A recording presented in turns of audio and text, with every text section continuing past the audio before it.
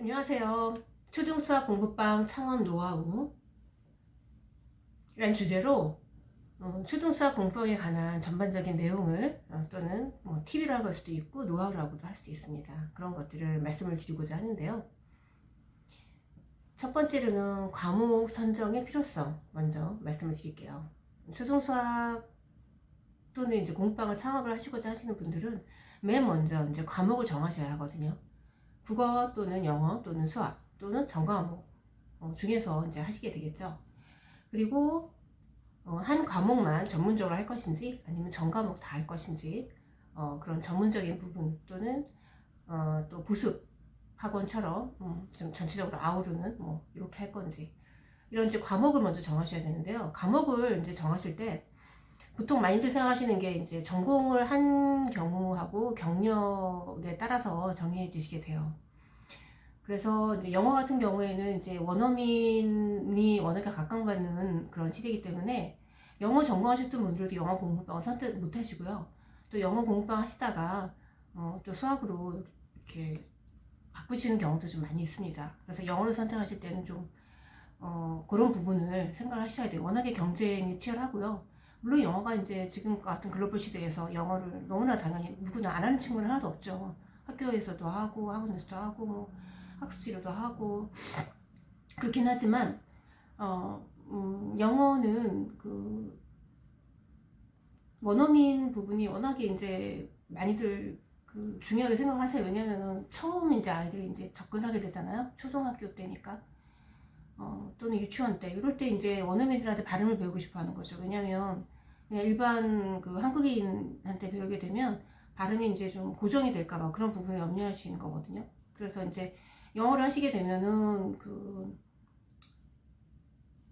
영어에 있어서의 4대 영역이 있잖아요. 말하기, 듣기, 쓰기, 그 다음에 독해가 있는데, 말하기 부분은 이제 빼고 어떤 독해나 뭐 이런 것만 이제 하시는 경우들도 있어요. 그래서 그런 부분을 이제 생각하시고 접근하시는 게 좋고요.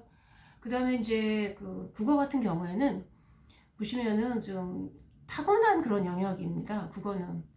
국어는 좀 수능에서도 좀 그런 부분이 있는데요. 노력해서 바뀌기에 가장 어려운 부분이 어떻게 보면 국어예요.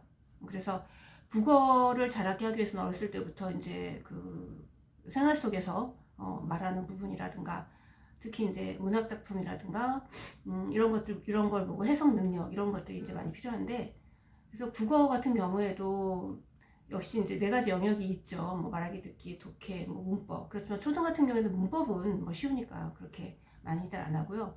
주로 이제 그 책 읽기, 독서, 독해 이런 부분하고 논술, 쓰기 부분하고 그 다음에 이제 토론 이 정도를 이제 하고 하시면 돼요. 그리고 이제 국어를 이제 하시게 되면 좀 준비를 상당히 좀 많이 이제 필요로 합니다. 그래서 민간 자격증 같은 경우에도 이 좀 시간이 더 많이 걸리는 걸로 알고 있거든요. 그런 부분도 좀 생각을 하시는 게 좋을 것 같고요. 그리고 이제 학부모님들이 생각하실 때도 국어 같은 경우에는 전공 부분을 이제 많이들 이제 좀 생각을 하시는 것 같아요. 그래서 혹시 전공이 아닌데 국어를 하시고자 한다면 그만큼 노력이 좀 많이 필요하다는 부분. 그리고 이제 수학은 이제 초등 수학 공부방에 이제 이게 이제 저희가 그 전문이니까 큐브레인이 초등 수학에 관련된 이제 얘기가 앞으로 진행이 되겠고요. 초등 수학은 전공을 안 하셔도 할 수 있는 부분이에요. 왜냐하면 초등 수학 정도는 그 노력 또는 뭐 공부를 좀 준비를 좀 많이 하시면 초등 수학 정도는 할 수 있다고 그렇게 생각이 듭니다. 그리고 무엇보다 관심이 중요해요. 내가 수학적 이런 관심을 가지고 있는지. 공부 뭐 이런 부분은 사실 요즘에 워낙에 뭐 자료들도 많이 나와 있고 저희 큐브레인 같은 경우에는 이제 자격증 과정 뭐 동영상으로 되어 있는 그런 부분이 있고요. 제일 중요한 거는 본인이 이제 결정된 교재가 있다면 그 교재를 다 풀어보는 게 좋아요. 초등 교과 정도는 100%가 다 아니더라도 중간중간 단원이라도 좀 풀어봐야 되는 거예요. 단원 평가 정도라도 풀어봐서 어떤 내용인지 전체적으로 아는 게 중요해요. 1학년 때 뭐가 나오고 2학년 때 뭐가 나오고 3학년, 4학년, 5학년 분수는 3학년에 뭐 처음 나온다. 뭐 이런 부분 있죠. 그리고 이제 곱셈 99는 언제부터 나오는지 아이들이 가장 어려워하는 중에 하나 평면도형의 이동은 4학년 때 나온다. 이런 부분 있잖아요.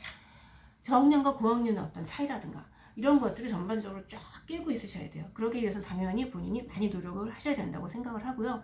전공을 안 하셔도 할 수 있는 이 수학 부분을 저는 이제 강추해 드릴게요.